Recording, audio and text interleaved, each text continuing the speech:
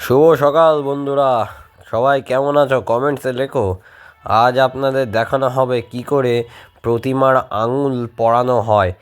এর আগে আপনাকে যে ভিডিওটি আমি দেখিয়েছিলাম এটা হচ্ছে প্রতিমার আঙুলটাকে ডাইস তৈরি করে নেওয়া। এবার ডাইস থেকে তোলার পর আঙুল এইভাবে সেট করতে হয়। সো আপনারা দেখুন, আমি আর বেশি কথা বলবো না।